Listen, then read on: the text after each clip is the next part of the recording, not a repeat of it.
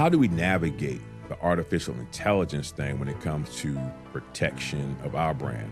Because can you trademark something that's AI that you didn't necessarily create? People think, okay, I gotta trademark my logo. But what else? What else do you have? What do you have? Do you have a book? Do you have a proprietary system, a framework, your slides, your teaching material? All of those things are able to be protected. When you go into these partnerships, a lot of people do not think that they're going to break up, or like you said, they think that you guys are friends, right?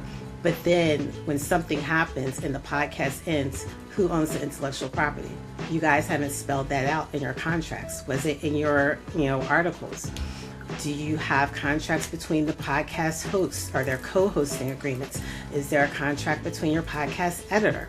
So you want to go through the list of agreements, and just a shameful plug, I do have all of those podcast agreements for sale. Come on. This is the illest rhyme I ever wrote. Said I was born to be dope. Welcome back to another episode of Born to be Dope. I'm your host, Ryan C. Greene. This is the show where we teach you how to master, magnify, monetize your unique dopeness so that you can 10x your impact, influence, and income. So I'm excited. We are back in full swing, and today's guest is our first virtual guest. So that's one thing. But then also she's our first female guest of our coming back. I mean, I've had female guests before, but of our quote unquote new season. And so we are excited to have, should I say, is it attorney or is it Esquire? Karin Coger, Esquire. She'll correct me, I'm sure. But let's jump right in. Before we jump in, make sure that you go ahead and subscribe to the channel.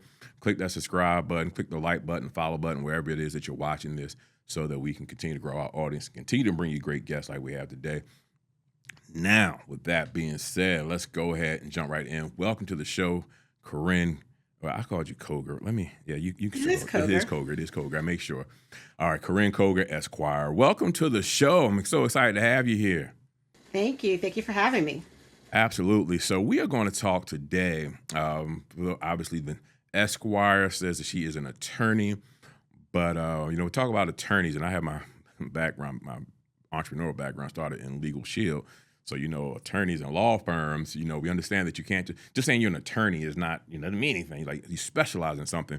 And Karin is here to talk about something so important to entrepreneurs and business owners. And we're talking about your intellectual property, IP. You may have seen it, but also we're going to tie in some artificial intelligence into this conversation. So this is one that if you are running a business, about to run a business, thinking about running a business, quit a business, this is the one you want to tune into, because we're going to give you some information on how to protect and grow your business. So, Karin, before we get into the training and the workshop, tell people a little bit about your journey and how you came to this place in your legal career to want to help people grow their IP.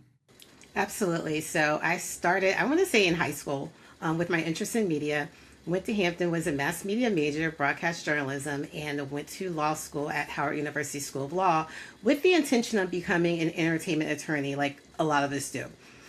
Went through law school. That did not happen. So I spent 18 years in litigation at the Public Defender's Office, as well as an insurance defense attorney. So essentially, I was a courtroom attorney for 18 years. But my love was always in media. So when I had a chance to go out on my own and actually learn the practical way to practice intellectual property law, I was able to open my own firm, and that's what I've been doing for the past 5 years. Awesome. So let's start with the foundation. Again, I like to teach, make sure that people understand. I don't want to take for granted people even understand what intellectual property means. So let's start with that, and then we're going to get into your framework and why I really wanted you to talk to my audience on how to protect that. So talk to us, lay the foundation on what intellectual property means, and maybe a couple of examples of what could fall into that. Absolutely. So putting it plainly, I tell people that trademarks protect your brand and your logo. Copyrights protect your content, and patents protect your inventions. That's the most simple way to put it and to remember it without getting too technical. So when I say trademarks, you think about McDonald's, the name McDonald's, as well as the logo McDonald's. The name Nike, as well as the logo and the swoosh. It's what identifies your company or your brand. Your content, that's either your written content, video like this, It can be your architecture plans. It can be your choreography. It can be your photos, especially your photos. And again, for inventions, it can be your inventions. Now, I have to get the disclaimer. I do not practice in patent law. Awesome. Yeah, that's a whole nother thing. We're not even talking about that. Everybody has an invention. I invented something, but no one ever knows it. It's probably already out there. Anyway, that's not what we're here to talk about. Let's talk about, you've got a three-step way that coaches, consultants, and experts can turn their expertise into a legal profit machine. Now, people who watch the show know that I have the 3 components: master, magnify, and monetize. So we're talking about monetization today and how to monetize that thing. Now, you have a 3-tier. We're going to go through it step by step. Now, the first thing you're talking about when we're dealing with intellectual property is you talk about identifying. What are we identifying, and walk us through how we should do that? Absolutely, because most people do not actually know how much intellectual property they are sitting on, right? Again, people think, okay, I gotta trademark my logo, but what else? What else do you have? What do you have within your business? So, do you have a book? Do you have a proprietary system, a framework, your slides, your teaching material? All of those things are able to be protected. Again, I think brands are a little bit easier for people to understand, but when it comes to copyright, all of those things within your business are able to be protected. And the thing is, folks, especially professionals, especially us on the internet right now, are going around teaching, sharing all of your intellectual property without protecting it. Yeah. And then you look up and somebody stole your course, but you didn't file for a copyright registration for it. I want to dive deep into this because this, I mentioned this on another show too, but I talk to a lot of people, and especially a lot of young folk, who they just focus on wanting to go viral. People want to go and they just do stuff, and they don't have a plan before they go online, especially online. We're talking about social media, things like that. And you're sharing your content, and especially and again, I'm talking from a teaching, entrepreneur, and personal development space. Like, you're just sharing it with no idea on how to protect it. What is a way that someone should protect something? Now, like you said, we know I've got a book. People know I got to copyright my book. We see TikTok dances going viral. Like you said, you can copyright a dance, or if I'm going choreography for your dance. Say it again. The choreography for your choreography. Okay, yeah. So what should someone do? I got an idea. Oh, let me go post a video. What should the process be in someone's head? So it is hard for this world of virality and in TikTok, because a lot of people don't anticipate or know that they're going to go viral, right? Right. So you're not thinking about, I post 10 videos a day. Do I need to copyright each one of my videos? And actually, no. But if you are on TikTok and you have developed a brand, you have your brand signature, your slogan, your logo, that you should definitely trademark and protect from the beginning. Now, if you get on TikTok and you say something and that phrase, or, I can think of one of the examples, the Hock Tuah Girl. Oh, boy. I don't know if you remember that. Hard to forget. But nobody would think something like that is going to go viral, right? So she says it goes viral, and then a whole bunch of people run to the USPTO to file the trademark for it because they want to make T-shirts for it, right? There's no way she could have. She didn't know she was going to say that. There's no way she could have known that. So there are certain things that you cannot protect. But again, if you definitely have your brand out there, you definitely need to protect that. Now, for copyright in your content, if that does happen to go viral, you can go back to the Copyright Office and file for that registration and protect yourself. Even if people have already started using it, you have the proof, you can submit your specimens, but there is a way to backdoor that copyright registration. So let's start with a great example you gave, Hock Tuah Girl. So, it was just a moment. It was just free. Now, people out there trying to capitalize off of, that moment. If you're her, does she have any kind of way to go back and say, okay, look, I started this thing, or I want compensation for this, or is it just public domain at that point? Can she public get a piece? domain. Okay. All right. So what can happen is she'll file her trademark registration. And when you file, there's 2 ways that you can register. You can register showing that you've used it in commerce. So you show that you've actually used it and you've actually used it to make money for it. That's what in-commerce means. Or you file with intent to use. So the people that are running out there trying to capitalize off of her are probably filing an intent to use, or they made up a shirt real quick. But you have to submit a specimen, and with that specimen, you have to say the first time you used it in commerce, and they're going to look at that. So for people that have those viral moments, yes, the first thing you need to do is go trademark it. Well, when I say trademark it, meaning you have to go file for your trademark registration, because people get trademarking and filing confused, but you have to show your proof. Okay. Now let's. I want to stick on this trademark again, because I do have 2 trademarks. I'm gonna get into a little bit later because in some of the more once you get to another piece of your framework. But people think that you can just file in this trademark. Like, this is not a fast process, right? Like, this takes a long time. So what kind of time frame for those who are planning ahead should someone say, I got an idea. I want to launch this workshop. I'm going to teach my new system in 2026.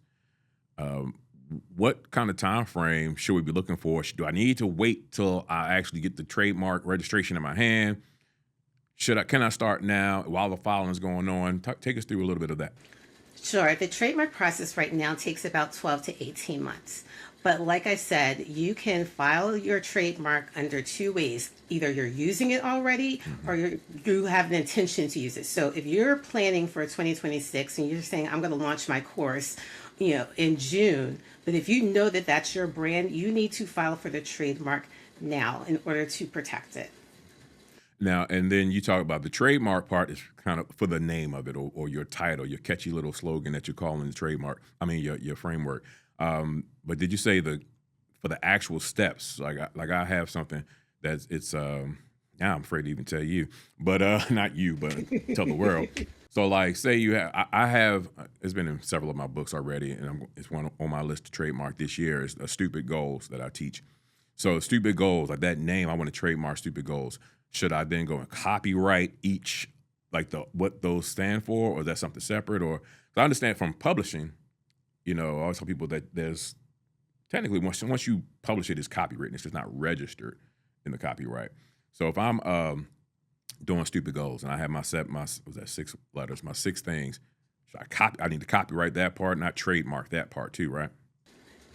Some things are eligible for both. Okay. All right. So that contains content, so you can both copyright and trademark it.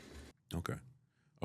Cool. Now let's get into. We're going to get into this. You have 3 secrets.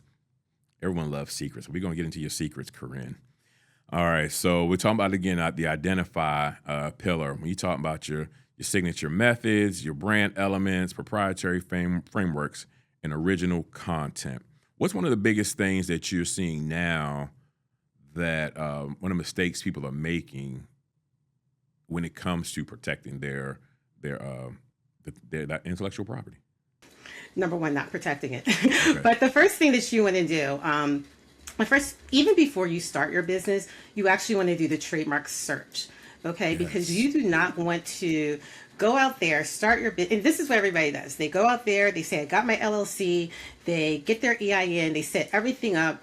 If you have a store, you're buying all this merchandise and you're thinking, oh, I'm going to trademark it down the line without even doing the search in the very beginning to see if that name is even available. Right. So now at this point, you run the risk of infringing upon somebody else, if they've already filed for or been registered for it, or, it's a crapshoot, but why wait to the end? And the thing is, to do a trademark search, there are 2 types of searches, a basic search and a knockout search. You can just go on the USPTO website and simply see if the mark has been taken. Now, on the USPTO website, it only shows marks that have been registered. It shows marks that are pending. Okay, but that's all it shows. It's not searching social media, domain names, business names. That's a comprehensive search, and that's typically when you want to go a little bit deeper. But if you at least do that cursory search in the beginning and checking the USPTO to see if your name is available, that will save a lot of headache. Absolutely. And on top of that, like once you search that and then search the domain, Like, see if someone else already has it out there. I can't tell you how many people I've coached and they've got this great idea and they haven't even checked the domain to see someone else is already doing it. Someone else is already, have it. I always say, as entrepreneurs, we always think we're the first ones, the only ones that have this great idea. And then you go and look and realize, oh no, someone's been doing this for 10 years. So, how can I tweak it? How can I work around it? If it's not trademarked, or what can I do with that? Before I get to the next secret, something that just popped in my mind, it's a kind of pet peeve of mine. I don't know how people are familiar with it, but the symbols. So there's the TM, and then there's the R in the circle. And I see people use them interchangeably, but they're not the same thing, right? So maybe They are not. Maybe educate some people who don't know, or refresh for those who may have forgotten what each one of them means, and then when you're supposed to use them. Okay, so I'm a backdoor it. So you use the R in the circle once you are registered, once you get that certificate. That's the only time that you can use it. Prior to getting that certificate, even if you haven't filed your application yet, you can put the TM on there. So there are some people that don't know what they mean, and they'll see the TM and just back off already, because it's kind of, saying to the world, I take my brand seriously. Mm-hmm. But it really doesn't mean anything legally. Yeah. Awesome. Yeah, never mind. I don't want to call anyone out on my show. I'm trying to be nice about some people organizations I've seen who have the TM forever. And I'm like, are you ever going to register that thing? Like, what's going on? Anyway, all right. So I said earlier, Born to be Dope. I own 2 trademarks. Born to be Dope is trademarked, as well as I own The Passionpreneur, which was a show and a book I did before. And quick story, why it's so important to invest and protect your brand. When I was running my Becoming a Passionpreneur podcast, someone else in the state of Washington actually started a podcast. I forgot what the exact name of it was, but it included Passionpreneur. Now, because I had my trademark registered, I was able to contact my attorney, and they wrote in a cease and desist letter and sent it out to her. And within 30 days, gave her 30 days. And fortunately, that was like, she took it seriously, changed all of her stuff. She had shows already done. You talked about earlier about not doing this stuff. She had shows done, artwork, posted, and everything on her show. And I'm like, hey, you are infringing on my brand. She had to change everything up. Now, had I not had that trademark, I'm gonna ask you to tell us some prices, because I think a lot of people, especially if you're a solopreneur, you're just getting started, like, oh, I'm just trying to save money. I'm trying to do this and trying to do that. But it would have cost me a lot more money down the line trying to fight her without legal protection than it costs for the trademark registration that I paid for. So before we get to this, the next piece, talk to us about maybe some, and again, you don't have to give us exact numbers, but the fees, and because there are different classes too. So that's one thing too that, people when they trademark. And again, just cursory, because you want the deep info, you got to hire Karin, okay? So she is doing us a solid today, giving us the foundation, but you got to consult with an attorney to get the exact numbers. But talk to us about the classes, and then how much people should expect for trademarks. Exactly, and I didn't give my disclaimer that none of this is legal advice. This is for educational purposes only. Educational purposes only, yes, sir. Yes, ma'am. Yes, sir. Yes. So the filing fee for the USPTO is $350 per class. Now, most people don't know what classes are. There are 45 different classes. So when you get a trademark, it does not protect absolutely everything. Right. So if your business is a podcast, and then you have apparel, and then you have cups and pins and a digital download, all of those things are different classes, and it's $350 per class. So I would say that's the cheapest. If you're going to DIY and you're just paying the filing fees, that is the cheapest way to go. But you do not want to do that. Here's the thing, because what happens is you'll pay that filing fee. One, you don't get it back. Two, because the process takes so long because they're checking this stuff. Anybody could, what's the word they do when they dispute it? Anybody could say, they're using that mark, whatever. There's so many things along the way that can stop the process, cost you more money. So it's definitely important to get a professional along the way, especially with that classes. Like that's why you can have like a Delta kitchen appliance. Like they do the faucets. You can have Delta airline. Both of them have trademarks because they're 2 different classes, 2 different things. So. All right, so let's get into secret number 2, protect it before you pitch it. We kind of started talking a little bit about this, but let's talk about what you want people to know about protecting your IP before you actually pitch it? Sure. There's two ways that you can protect it. We talked about trademarks, but you can also file a copyright, but you also want to look into contracts. So again, if you are out there pitching, if you are sharing, if you are teaching, and if it's something proprietary, you want to have a non-disclosure agreement with people that you're meeting with. And you want to have contracts with your people that you work with. So your independent contractors, you want to have your work for hire agreements. All of these things are very important to protect your work. Again, folks are just out there sharing things all willy-nilly and not protecting their work. You know, I think that it only takes you once or twice to get burned before you realize I can't do this again. Like, I got to protect my stuff. I got to talk to somebody. And it doesn't matter who it is, but you just don't know. You hear so many stories about, oh, such and such stole my idea, or I sent them this. It's why a lot of companies always have, you know, when I was publishing books, you know, when I was trying to get published before I started my own publishing company, you know, there was companies that was like, we don't take unsolicited submissions. Or you have a TV show idea. There's the production companies don't take submissions, not because they're trying to be, you know, not because they're trying to deny you, but they understand that if you send this to us and we already have something that's in the works that's similar, you might say we stole your idea. So maybe give us an example. Yeah, do you have an example that you can kind of share that you would like? That it may not be a personal one that you worked on, but an example of when someone didn't protect that thing, or you know, they kind of were I forgot where I was even going with this one, but an example of a time where someone should have protected, or they didn't have the NDA. They were sending something in. That's what I was trying to ask you. They were sending something in or asking someone to take a look. We're trying to partner with someone even. And all they had to have was an agreement in place to protect that, and they didn't. That's correct. I have some personal examples, but one that people probably know about is the movie The Matrix. Yes. You know, that went on for a very, very long time, and there was a Black woman who said that this was her original idea and that it was shared with the people who did go on and make The Matrix. Right. So I would say that's a popular example. Did she win? I don't remember. No, I remember. You don't remember either? Okay. Hope you won, sis. If you were telling the truth, I hope you did anyway. But yeah, I think that that one really hit, not The Matrix, but the whole protecting it really hits home because, again, when you're trying to collaborate, you're trying to build something, you're trying to work with other people, it's important that you have that, even if you know them, even if you're friends. I don't get offended. All right, I wasn't going to say this. I've been doing radio and TV for 20 years, y'all. Karin is about her business because she's the first person in 20 years of me doing this as a host and a guest to have ever actually sent me a contract to sign. So she's not just talking this thing, y'all. She's really living it. And I'm like, okay, hey, whatever. It's cool. Of course, I went through it and read it. But I'm like, hey, let's do it. So, but that's so important, and nobody does it. Nobody does it. No. Like, you at least had it in your sign up documents, and I'm clicking. It could be that simple, clicking the box. Yeah.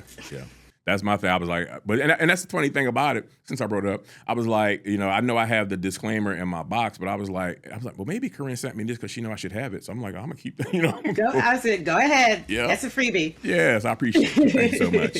So you got another freebie for everybody else at the end. We're gonna get to that too. But let's talk about.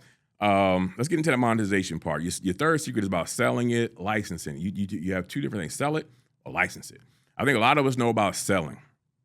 But give us some ideas on things that how we can sell IP, and then even that licensing piece. A lot of people, you might have heard the word, don't really know what licensing can be, because I think a lot of people want to. Well, I'll let you go. Talk to us about the selling versus licensing. Okay, so when you sell it, you are actually transferring your IP to somebody else, right? When licensing, I think something that people can all relate to is when you think back when you were in school and you had those school books. Do you remember, like, was it Houghton Mifflin or something like that? Yeah.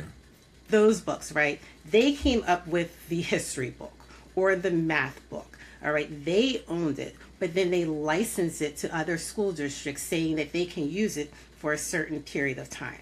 Now you can do that with your own work. So again, if you have a framework that you are teaching, if you have a course that you're teaching, your money doesn't have to come from you going out and teaching it all the time. If there are other people that are interested in your work or you've worked with them, you can license it to them, give them permission to teach it.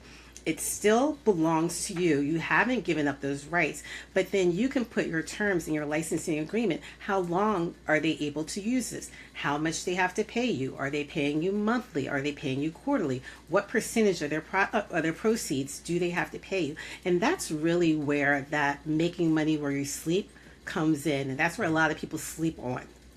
Yeah, I mean, that alone, I don't know if this is a cultural thing or maybe, I don't deal with a lot of people outside my culture. It's not a good or bad thing, so I just don't know. Me either. But is it a us thing where we just like we always gotta be the ones teaching it? We gotta be the ones doing it. We gotta be the ones telling people. Because I know maybe it's an age thing. You grow out of it. Like, look, as long as I'm getting paid and y'all say it's mine, or people know, I get the right credit somewhere along the way, I'm cool. Well, is that just us thing, or people? Why aren't people more open to licensing? I think most people don't know about it, right? Okay. Because when you go to school, like I said, they teach you IP, they teach you trademarks, copyrights, and patents. But even in law school, they're not really teaching licensing on that level. And another example of licensing, again, when you think about these fast food joints, like it's franchising, but it's really licensing. Mm-hmm. So there's McDonald's. And there are all these thousands of McDonald's across the country, across the world. Yeah. And, essentially they're paying to use the McDonald's system. Like, you're not going to go to a separate McDonald's and they're going to make a burger a different way. Right. They're going to use that exact system. Yeah. When we talk about licensing, I'm thinking about, first of all, shout out to Hampton. We both are Hampton alumni. Well, you said that earlier, but also you got the Howard thing, but we're going to excuse that. But we didn't have a law school. I know we should. We still don't have a law school. But anyway, that's not my point. Is the licensing thing. There's a lot of people who would just throw on a HBCU logo on a shirt and want to sell a shirt with no permission. They think because I went through it, I went to the school, I own the logo, I can do what I want to do. Or a fraternity or sorority, I want to make my own nail without getting permission to use the logos. Mm-hmm. Why is that a bad thing? And what are some of the penalties those people can face if the schools and organizations really decide they wanted to enforce their trademarks against right? It's a bad thing because somebody owns it and they are protecting their brand and their identity. They don't want anybody out there misrepresenting who they are. Or let's say they start selling something under that different brand that's completely different than yours and they have a bad product, but now people are confusing it, right, thinking that it's you. So a lot of the schools, a lot of the fraternities and sororities and fraternities are very big on protecting their brand. And one of the things that they do is, they can hire companies that scrape the website, that scrape everything.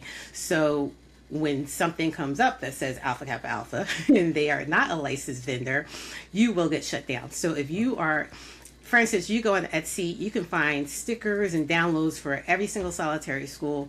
People slap them on a shirt, and keep it moving and think that it's okay because they bought it from, well, that person probably didn't have permission to sell that in the first place. So we definitely see it at homecoming. People come out with all this paraphernalia. And it just depends on how much enforcement you have. Like, for instance, Ohio State, huge school. Right. Probably billions of dollars. They are huge with protecting that that they use. I was I'm sitting there thinking about all the all the unlicensed stuff that. Listen, I've been trying to get someone to work with me on a Born to Be Dope apparel line. I don't even want. First, I was like, I want to do an apparel. I don't have time to do an apparel line. I do merch. I have some merch. You can go get it at weardopetees.com. But I've been trying to work with people like who already have the lines, like on a licensing deal. Like, let's work together and collab. It's hard to get people to understand that concept that aren't already, because the major companies ain't trying to hear me till you're famous. But if you out there, you got a brand, you want to work with me, hit me up. All right, so this has been great. What if I'm starting a business? I'm already in business. I'm a speaker. I'm a coach. This show focuses our main audience, those who want to build a platform, grow their leadership, get in front of more audiences. Everyone has their cliche thing, their brand they want to build. Hopefully they have their framework. Can you give us maybe the next three things, and not how to do them, but like, here's your checklist. You got to do boom, boom, boom. Like, I know you can see hundreds of people online talking about building a business. Start your LLC, get an EIN, open a bank account. What's your three that you can give us for protecting your IP that maybe they should think about? Not maybe, but Absolutely. they should. So number one, again, is the trademark search. So you want to go on the USPTO website. You also want to search Google. Yeah. It sounds very simple, but there are so many people that don't do it. If you have a brand, if you have a logo, you do want to do an image search. Even if you hired somebody to make it for you, a lot of those people are not true graphic designers, and they're just taking something that they saw on the internet. And just because it's on the internet doesn't mean that it's free. Right. So you want to do a reverse search and see what else is out there. So that's number one. Once you clear that, then go into your business protection. And when you set up your business, whether it's, most people are setting up LLCs, that's the easiest for, solopreneurs. But if you have business partners, you do want to set up your contracts. So with the LLCs and all the other businesses, you're either going to have articles of incorporations if it's a corporation. And if you have a partner, I can give one example. Yeah. Podcasts. This is huge in the podcast world. When you go into these partnerships, a lot of people do not think that they're going to break up, or like you said, they think that you guys are friends, right? But then when something happens and the podcast ends, who owns the intellectual property? You guys haven't spelled that out in your contracts. Was it in your, articles? Do you have contracts between the podcast hosts? Are there co-hosting agreements? Is there a contract between your podcast editor? So you want to go through the list of agreements, and just a shameful plug, I do have all of those podcast agreements for sale. But you want to think about the breakup before you really get started. I would say the contracts in your business are sort of like a prenup. Right? Some people go into a marriage, and some folks are offended. Oh my God, you gave me this prenup. Well, you know what? You don't know what's going to happen, right? So when you start a business, especially if you are not a solo, if you have business partners, you need to have contracts between you and your partners.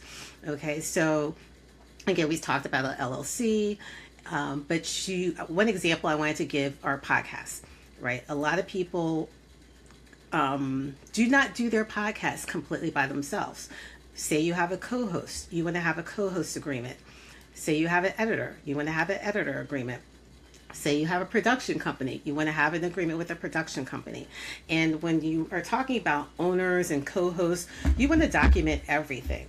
So let's say you start a business and one person brings the computer and one person brings the printer. You're just pulling all your stuff together. Right. That needs to be documented, because when you separate and you have to evaluate your business and you're trying to split up the proceeds or the assets, that's going to come into play. One of my leadership lessons I've been teaching for a long time is to start with the end in mind. And I think you just hit that on the nail, that no one wants to think about the end. People they just think the business is going to be around forever, or they just don't want to think about it. It's kind of like people who with end of life benefits. I don't want to talk about death. I'm going to die. Well, we're going to die anyway, but you might as well plan for it, right? So, that's so huge, especially with that's what I do. Like, I produce podcasts in my studio. I produce podcasts for people, and one of the things that I've gone back and forth with: do I want to co-host? Do I want to co-host? And while I want to co-host, and the question then becomes, do I want a business partner that you have to split all that with? I've had co-hosts. I've done shows before with co-hosts. About the Ryan and Brian show. But that was just two friends doing the show, right? It wasn't really, it wasn't to that level. But I'm thinking about some of those other podcasts that are really huge now, that I don't follow many of them, but like 85 South, what's it, Tonight's Conversation, a lot of the panel podcasts that, what's the young lady's name? Is it B. Simone, who got in a lot of heat because she didn't help her friend and they weren't dating on the podcast. So it was like, yeah, Matt, that's so huge. Listen, we got to take a quick break because I want to talk about artificial intelligence, because you will quickly becoming a expert and pro if you're not already at that level. in that. So we're going to talk about how that plays a role. We'll come right back after this. You're watching Born to be Dope. We'll be right back. Listen, content creation is not your problem. Clarity is. You can create and post all the content in the world and still not see the results you want because of one main reason. Your content lacks one clear message for one clear audience. And if you've been posting, recording, guessing, overthinking, and still not converting how you know you should, it's not because you lack talent, it's because you haven't cracked the code yet. Believe me, I've been there. That's why I created the Cracking the Content Creation Code. It's a free guide I put together to assist authors, speakers, and experts to finally position yourselves as the go-to authority by producing compelling, high-impact, high-converting content in just 4 hours a month. In this free guide, I'm going to show you how to master your signature message, build a revenue-generating media platform, and maximize your content to multiply your efforts across platforms.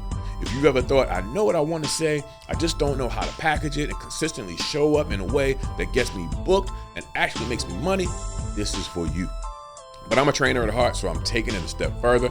I'm hosting a free live webinar, Cracking the Content Code, Mastering Your Message, where I'm exposing the one thing 80% of personal development content is missing that stops it from converting, and I'm breaking down the exact framework I use to amplify my client's voice, story, and authority before they ever hit record.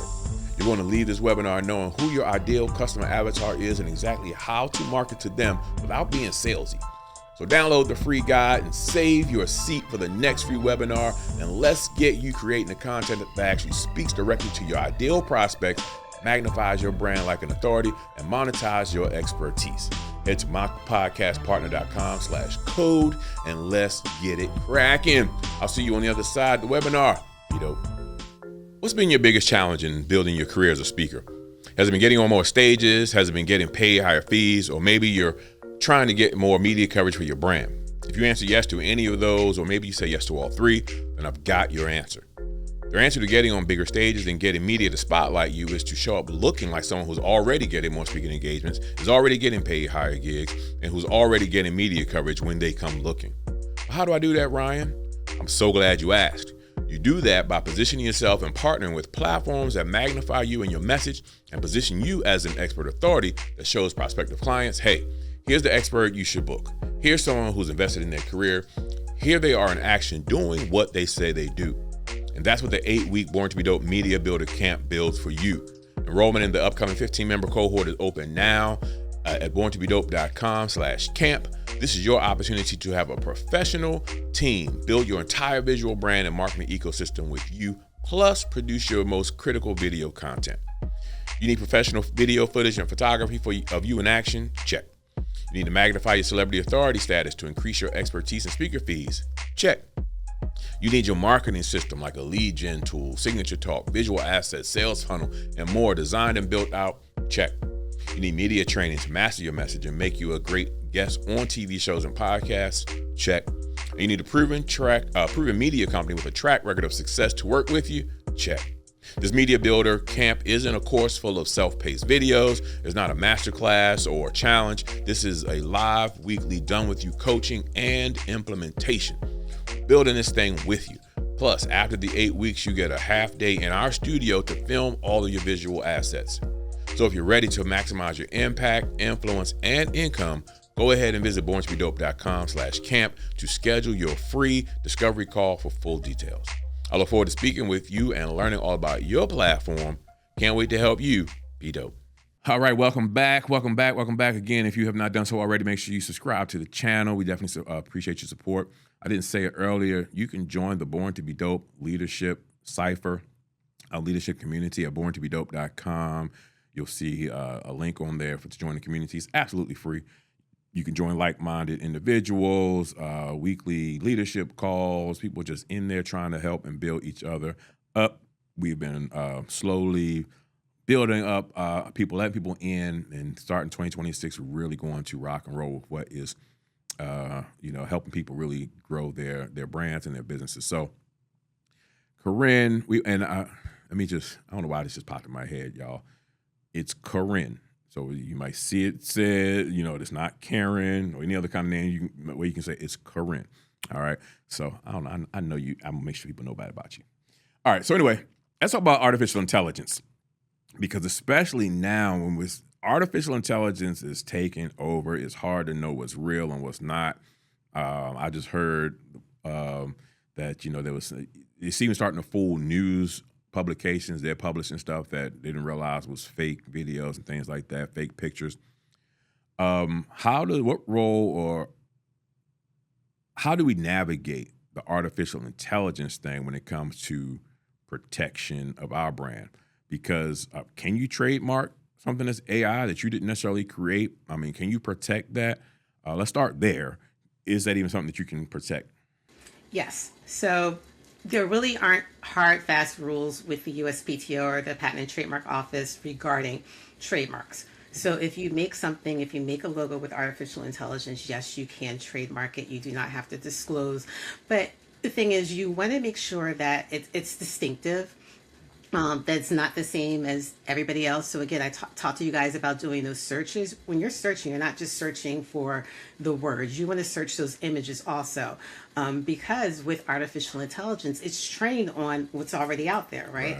So you may think you're making an original logo, but it could be pulled from somebody else. But there is no barrier with using artificial intelligence with trademarks. Okay. And there's no legal defense that AI made it. I didn't know it was stolen. Right? Right. All right. So we're talking about the AI. What are some of the things that people should be using? Would you recommend them using artificial intelligence for to help build and grow their brands in ways that they can easily protect? Absolutely. As you know, I'm a big fan of artificial intelligence. It can help you build and grow a lot faster. Yeah. I mean, right now, you don't necessarily have to hire a graphic artist to make your flyer for you, which, was labors. It was a lot before, and it was a lot of money. So I'm a fan of using it. The other place where artificial intelligence comes up in building your brand, though, is in copyright. So unlike trademarks, the Copyright Office does have rules regarding artificial intelligence. Okay. So you cannot just make a book completely from ChatGPT or Claude or whatever and file that book with the Copyright Office. So the Copyright Office requires substantial human input, right? Okay. So if you make your book on ChatGPT, go ahead and write the intro. Go ahead and add something to it. Add your thoughts, your anecdotes. Make sure your book is approximately, I would say 52% human. Okay, because they are going to check, right? Okay. I mean, there's AI detectors, all over the place. They are going to check. So it cannot be 100% artificial intelligence. It can be mixed work. The Copyright Office will ask you if you use artificial intelligence, and it's fine. Just make sure it's mostly human. Okay. Cool. That's good to know. Good information. I was as a writer and publisher, I was slow to get on this AI for the writing piece. Then I started using it. It was like, oh, this is amazing because it's just so much faster. And what I like about it is that, and what I make sure I do is that it just kind of gives you a framework. I use it a lot for a framework. But like you said, you want to add your own piece to it. You want to put in your training, your content, so that people know it's you. And now, I know it's always getting better, it's always improving, but sometimes if you use it enough, you can start to recognize other people who are using it, like, that sounds like something Chat would say. You ain't even changed that word, something like that. So you can do, exactly. So. But there is a trick with that, though. Okay. Because you can actually train the artificial intelligence to talk like you and think like you. Yeah. If you do that, it will not necessarily sound like ChatGPT. Yeah. Yeah, I've done that. I think that some of the things, and I've had to tell it the juxtaposition. That's like the big thing now that I've seen people talk about is like, Chat will be like, such and such is not this, it's this. And I'm like, and I would told like, yo, stop doing that. And I talked to my Chat like that, yo. I was like, stop. Me too. Stop doing that. But the thing is, I've put my books in and some writings and some videos. I train, my Chat. Her name is Jasmine, by the way. What's up, Jazz? But I've trained her. And then I realized that, wait a minute, a lot of my writings, like, I would write like that. I would use juxtaposition. So I'm like, was this Chat or is she really talking like me? But now I talk, like, that means I was talking like artificial intelligence before it became artificial intelligence. Now I'm trying to change that whole thing up. Is trained on people. So Yeah, so now I look like I'm the one that's artificial and cheating. I'm like, no, that's me. So I don't know. So yeah, so you gotta just make sure that you're doing, like I said, you're putting your secret sauce, your 52% in there as well. All right. So one of the things as well about artificial intelligence that I am, it's on my list, my long to-do list. I've got the framework, I just haven't set it up yet, is building your own GPTs and using it for stuff like that. I think not say a lot, but I think many people's introduction or knowledge of artificial intelligence ends at ChatGPT, write this for me. But there's things that you can do with the GPTs. I'm gonna ask you to define that. That can build out processes and systems that not only that you can use, but that you can actually market as part of your brand for others to use. So let's start that process, because I know you have something big that we're going to share with our audience too. But let's tell them kind of how we got to that part first with the GPT side of building your own things within artificial intelligence.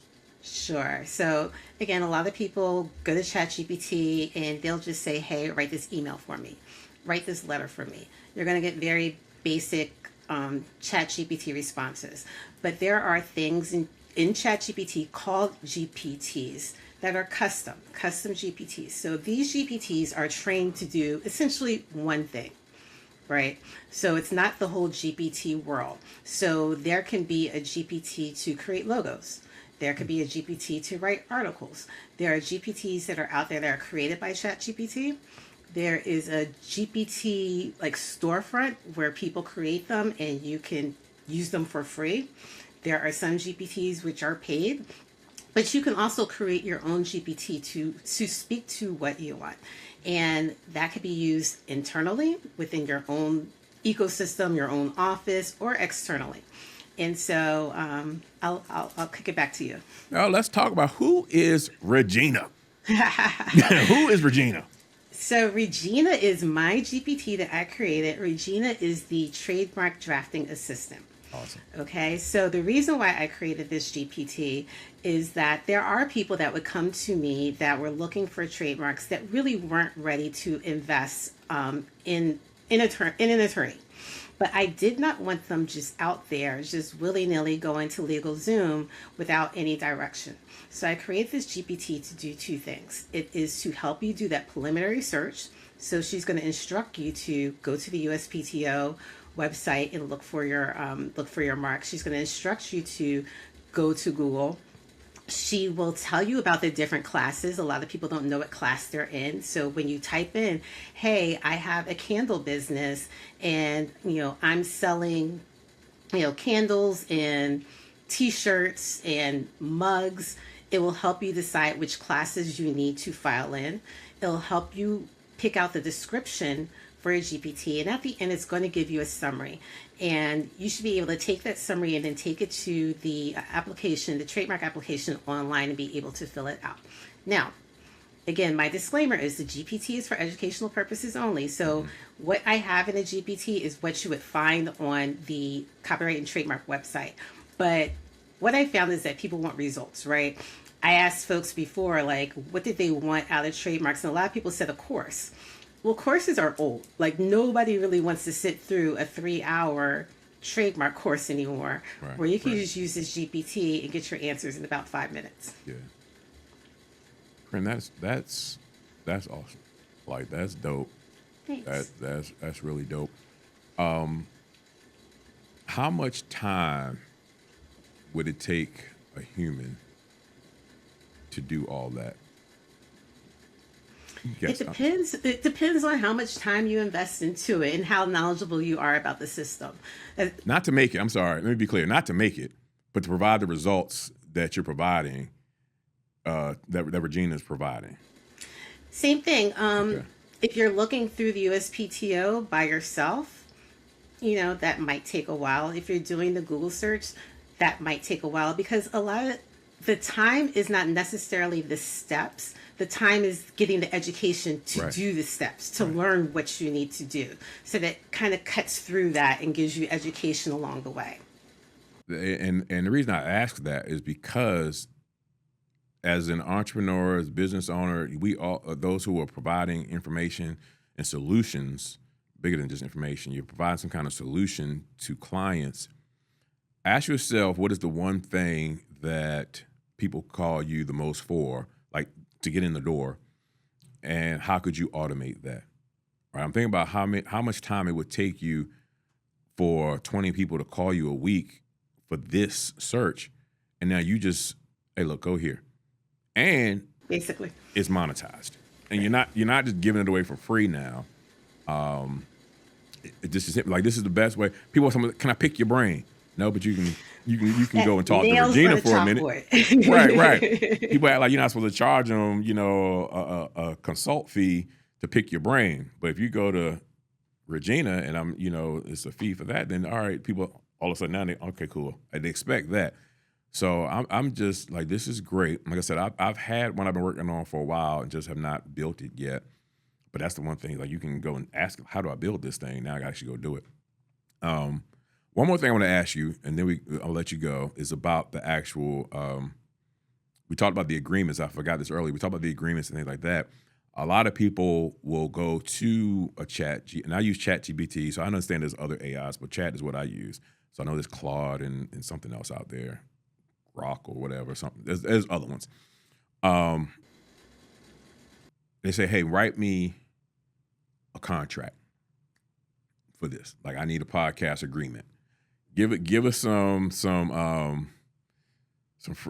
game. I'm gonna say legal advice. Give us some game on how people why that's not the end all be all. Like, that might be a start. Tell us about that. How many people can't just go to Chat and ask for a contract and that'd be legal, right? Exactly, because it will give you a basic agreement, but there may be things in there or some guardrails that you didn't know that you needed, right? Did you know that you needed an indemnity clause? Did you know that you need to pick the state in which the laws in which state you're going to go through? So yeah, it's going to be able to make something basic for you. And even if you do that, I would say it's worth it to take it to an attorney for a contract review. A lot of us do that. Yeah, that's what I was thinking. Like, again, back to use it as a framework, but then go to the professionals to tighten it all up. Karin, you said you had something special for our audience. Tell them what it is. Tell them what it is. So it is Regina, which is the custom GPT I just told you about. It does retail for $27. However, for Ryan's audience, when you use the coupon code Born to Be Dope, you will get it for free. The only thing that I ask for you is that you write me a review. That's easy enough. How can they get it?